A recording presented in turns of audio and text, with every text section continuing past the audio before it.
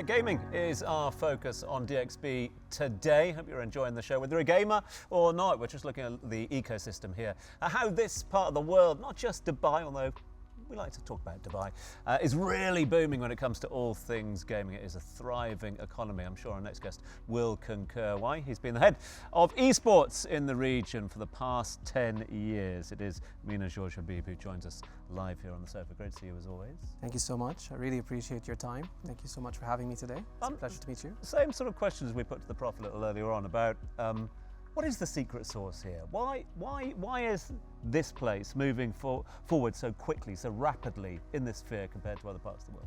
So right now, in terms of how specifically, let's say UAE as a whole has been approaching gaming, is gaming all over the world has already had its full encompass ecosystem going on. And it was like the Middle East was the last piece of the puzzle from publishers' perspectives, or even from private entities as well that support gaming, or let's say entities that are pushing different types of marketing activations or gaming events and want to be directly closer to the community. So UAE would, let's say, or the region in general, was the last piece of the puzzle for these entities. And being able to focus so closely to a region that, as it is very wide, you do have many cultures to be able to specify towards it. I can say that the publishers have done a very good job being able to closely attach a lot of the culture that comes from the region, including the UAE, with upcoming games as well as events. So we're very lucky when it comes to that aspect, but there's also been a very good reception from the gamers backwards. So you have this industry in the UAE where from the top level, which are the publisher level, are doing very well in terms of their communication with the consumer, and the gamers are also enjoying the product that's coming to them. So it's very easy for everyone to just mesh. Win-win. Exactly. Win-win. 100%. In that perspective, just the way gamers actually evolve in terms of tournaments and events is, I believe, the secondary key in terms of what the publisher is trying to do with their consumers specifically. Meena, let's talk about the businesses that operate, for example, in Dubai relative to esports, right? For most people, if you're not an esports competitor or you're not a gamer yourself, this may seem far away. Correct. But should the average business person, the average person running a business, should they be thinking about the gaming audience as a target audience for them? Should they be thinking about esports as a marketing tool? How should they be thinking about it? So my favorite thing whenever I do discuss it with, let's say, any entity or any company that wants to explore how to get into gaming, it's very simple, is that just look at your target demographic. It's a very good crowd. Audience? Yes, absolutely. So you have a wide variance of gamers. And in terms of how you want to directly target your products with them, it's very simple. But you don't look at it as, I'm going to do something in gaming and relatively try to target this audience.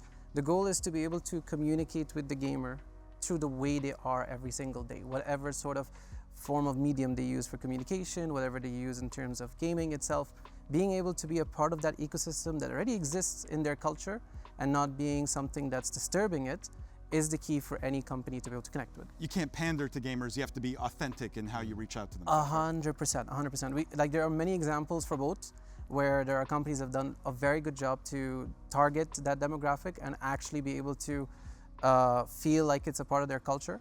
And the gaming community is very loyal to any entity, regardless whether it's a company, whether it's some sort of symbol. They start to feel like they're related to that entity. Without even trying, they will be pushing that entity or that company to please release more of your products so we can support you.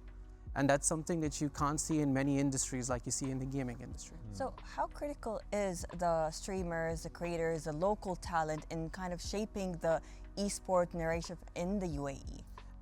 They are majorly your best ways to speak to the community directly. So they already have an ongoing relationship with the community. You yourself or you as a company might not have that relationship. They already have the trust and the capability to be able to go, hey guys, this is coming up. Trust us, we know what we're talking about and we want to be able to share that with you.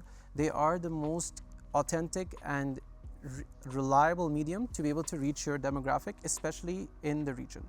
Specifically in the UAE, content creation or specifically influencer marketing for gaming is the #1 tool to be able to reach out to your gaming community. And when you look at all of the several different types of events that have happened in the past or different types of game launches that have come up, you need your gaming audience to be directly communicated through the language they understand. So if, for example, tomorrow Activision, which is the publisher for Call of Duty, releases a new game, they're gonna need to hear it from someone that they look up to in Call of Duty and want to actually interact with. Otherwise, it's just gonna fall on deaf ears. This is the very important trick that companies need to understand when they're dealing with the community. Speak to them to the way they want to hear and not speak to them from a perspective where they feel like you're being pandered to. Meena, you mentioned new game, and we've mentioned a few games on the show today, Call of Duty, League of Legends, Valorant. Is there an up-and-coming game that people should really keep an eye on when it comes to competitive esports? Absolutely. So I think this game actually was created very well, and I believe that it's a very good IP that they were able to capitalize on, which is Marvel Rivals. So it is a very good competitive game, but it is also pandering towards a casual community. So to give a little bit of an idea of, like, let's say the casual gamer or the esports player in the region, they usually alienate themselves very differently to each other. So even when you work from a company's perspective, you don't have the same way to demographically target each one. You don't demographically hit each other. You have to be able to communicate to each one separately. One of the few games that don't require to do that is Marvel Rivals. The game is based on one of the biggest IPs in the world, which is Marvel, and you get to play as one of your favorite superheroes or anti-heroes or villains, and you actually get to embody that character while also enjoying a very skill-based, action-paced game as well. So that's probably one of the best games that someone should look out for. There are a lot of esports events that are happening on a very online, limited basis, but it's going to grow in a much steadier pace, especially since we just saw an activation happening in Abu Dhabi, and I believe there's also one going to come up in the next few days in Dubai. And because it's such a popular game, it is something that I would say people should consider investing their time in if they were looking at a new game they want to become professional at. Well, Meena, thank you so much for being with us on the show, and I definitely will check out that game because I might go into esports myself now. Absolutely. We've got a squad here, I think. Yes, 100%. exactly. Sure, God, I'm gonna be. That's for sure. I'll bring the water. Yeah, Let's do the it. water boy. Let's do it. We'll talk after this. But I think now, Louis, it's time with you and DXX60. Oh yes, the Prophet, you are going to be put on the spot now I love this hot seat. Let's go. because we've got a quiz for you. It's going to take 60 seconds. We want to know as much as we can about you. Your 60 seconds starts in 3, 2, 1, go. Do you have a favorite game that you like to play? World of Warcraft, best game of all time. Your motto in life and in work? The future is fun. If you could have an AI assistant, what tasks would you want it to handle? Oh man, my accounting, all the small detail stuff I hate having to deal with. If you could have dinner with anyone, dead or alive, who would it be? You know, last time I was on the show, I said Teddy Roosevelt. Let's make this gaming themed. Shroud. Actually, a big gaming influencer. What about the best part of your job? Best part of my job is dealing with the people who work for me every day and getting to elevate them and make them successful. That's nice. A gaming character you would love to be for a day? Oh man, it's an old character. Well, it's McCree from Overwatch. The gamers in the audience will appreciate. Your go-to restaurant in Dubai? I go to a restaurant in Dubai, Al Halab, a Lebanese restaurant. A book, movie, or series you recommend? Book, movie, or series. The Matrix. I think every gamer has to watch this. You asked me about VR earlier. The Matrix is maybe the ultimate endpoint for VR. Oh, and time is up. One last question. You know this. Why Dubai? Why Dubai? Because smart people come here and it elevates smart people and great ideas and helps them succeed. Well, it's been an absolute pleasure. As always, great to see you again, bringing the energy yet again to proceedings. All the best with all your different ventures, the shows, the business, everything else that's going on.